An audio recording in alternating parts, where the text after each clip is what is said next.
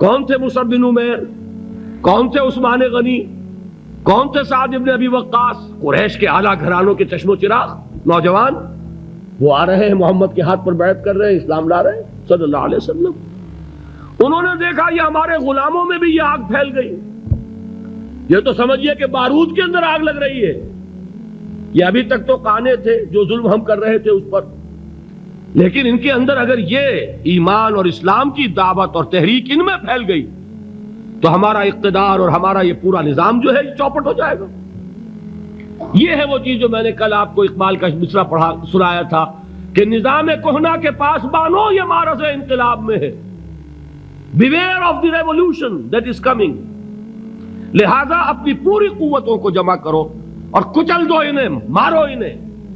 یہ کام شروع ہوا ہے سن 5 سے، بلکہ 4 کہنا چاہیے، 4 سے لے کر 12 تک 8 برس اس کو کہتے ہیں پرسیکیوشن، فزیکل پرسیکیوشن، تشدد، مار پیٹ، جلانا، دہتے ہوئے انگاروں پر لٹانا، فاقے رکھنا، بھوکے رکھنا، ان کو ڈال دی گئی زنجیریں، گھروں میں بند کر دیا گیا نوجوانوں کو۔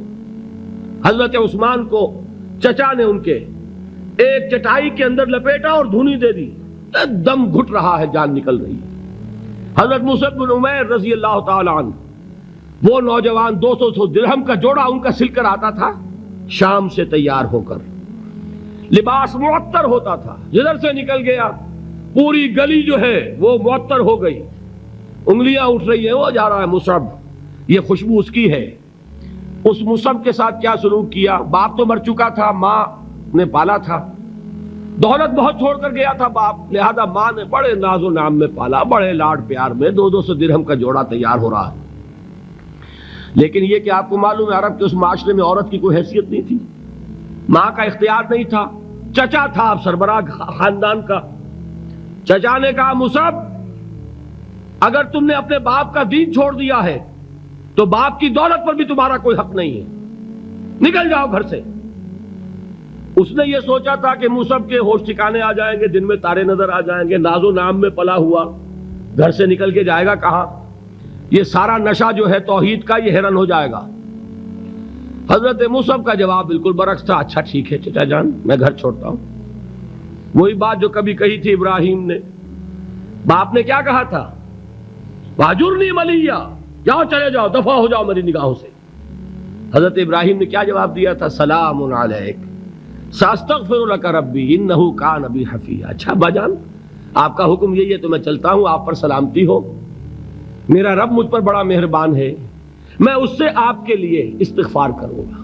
جلدی یہی جو ہے حضرت ابراہیمی کی نسل ہے نا قریش۔ آج ابراہیم کے ایک بیٹے کے ساتھ وہی معاملہ ہو رہا ہے مصعب کے ساتھ، اور مصعب چلنے کے لیے تیار ہو گئے۔ چچا نے سوچا میں سمجھتا تھا کہ ہوش ٹھکانے آ جائیں گے، یہ تو تیار ہو گیا نکلنے کے لیے، غصے میں آ کے اگلی بات کہی، یہ کپڑے جو پہنے ہوئے تم نے یہ بھی اسی مشرک باپ کی کمائی کے ہیں، اتارو ان کو۔ وہیں کپڑے اتارے، مادر زاد برہنہ گھر سے نکالے گئے، ماں کے پاس پہنچے، ماں نے آنکھوں پر ہاتھ رکھے، مصعب کیا ہوا؟ کہ ماں سے کہتے ہیں کہ ماں میں موحد ہو گیا ہوں، اور وہاں سے گئے پھر حضور کی خدمت میں، کپڑے کہیں سے مانگے ہوں گے، یہ مصعب ہیں 200 درہم کا جوڑا پہننے والے۔ جب حضور پر مدینے کے 12 افراد ایمان لائے تھے، بیعت عقبہ اولیٰ ہوئی، انہوں نے کہا کہ حضور ہمیں کوئی شخص اپنا ایسا شاگرد دیجئے جو ہمیں قرآن پڑھا سکے۔ حضور نے حکم دیا مصعب جاؤ، اب مدینے جاؤ، یثرب جاؤ، یثرب والوں کو قرآن پڑھاؤ، انہیں تبلیغ کرو۔